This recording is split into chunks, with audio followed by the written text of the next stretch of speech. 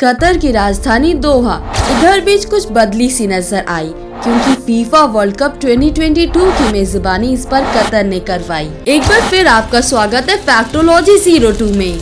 दोस्तों, क्या आप जानते हैं जो कतर आज फीफा वर्ल्ड कप की मेजबानी कर रहा है, वो देश कुछ सालों पहले चंद पैसों के लिए तरसता था, क्योंकि वो गोताखोर और मछुआरों का देश था। गरीबी, भूखमरी और बेरोजगारी इस हद तक हावी हो गई थी कि वहाँ के लोग उस देश को छोड़ने लगे थे। लेकिन आज वही कतर देश इतिहास में अब तक का सबसे महंगा वर्ल्ड कप करवा चुका है। 1994 में फीफा वर्ल्ड कप में $500 मिलियन का खर्च आया था। वहीं 2018 में रशिया में ये खर्च $11.16 बिलियन का था। लेकिन ऐसा क्या हुआ कि कतर में फीफा का $229 बिलियन तक पहुंचेगा। साथ ही कई विवादों का सामना भी इन्हें करना पड़ा, जैसे कि करप्शन को लेकर आरोप लगे और माइग्रेंट लेबर के राइट को भी लेकर सवाल उठे थे।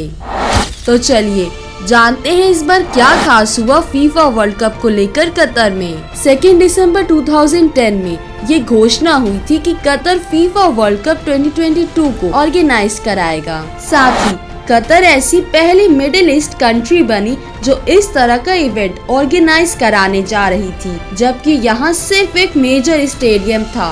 कंडीशंस और इंफ्रास्ट्रक्चर में बहुत बदलाव की जरूरत थी। यही वजह थी कि इस देश को फीफा वर्ल्ड कप 2022 के लिए तैयार करने में बेशुमार पैसा खर्च करना पड़ा। 2010 से लेकर 2022 तक इन 12 सालों में कतर को 8 स्टेडियम, नए सड़कें और एयरलाइंस भी बनवाने थे। साथ ही लगभग 10 लाख से ज्यादा स्पेक्टेटर के लिए होटल्स भी तैयार कराने थे। बेहद गर्मी की वजह से सबसे ज्यादा खर्च इनका कूलिंग सिस्टम को बनवाने में आया था। घास की खास तरह की बीज यूएसए से कतर लाई गई थी और 28 नवंबर 2022 से लेकर 18 दिसंबर 2022 तक ये मैच चला और इस स्टेडियम का सबसे सस्ता टिकट 5,600 का था। दोस्तों, वर्ल्ड कप में सबसे ज्यादा रेवेन्यू आता है tickets, sponsorship, broadcasting, TV licence और मीडिया राइट से, और इसका सारा का सारा पैसा फीफा को जाता है, जिसमें से एक आना भी होस्ट कंट्री को नहीं मिलता। तो फिर कतर ने अरबों डॉलर इसके पीछे खर्च क्यों किए? दुनिया में कोई भी इंसान या मुल्क कितना भी अमीर क्यों ना हो, अगर वो पैसे इन्वेस्ट करेगा तो उसे दुगना प्रॉफिट पाने के लिए। तो फिर दोस्तों, कतर पैसे कमाएगा कैसे? वो कमाएगा अकोमोडेशन यानी निवास स्थान, शॉपिंग, एंटरटेनमेंट जैसी चीजों से।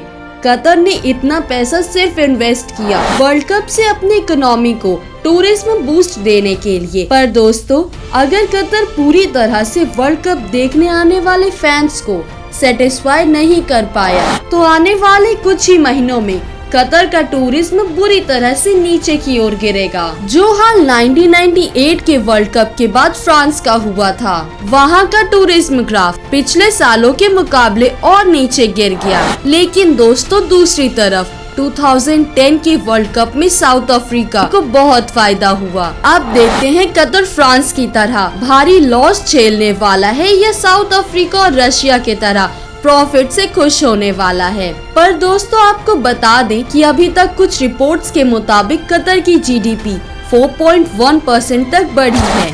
ऐसी अमेजिंग वीडियोस के लिए सब्सक्राइब करें फैक्टोलॉजी 02। Thanks for watching guys.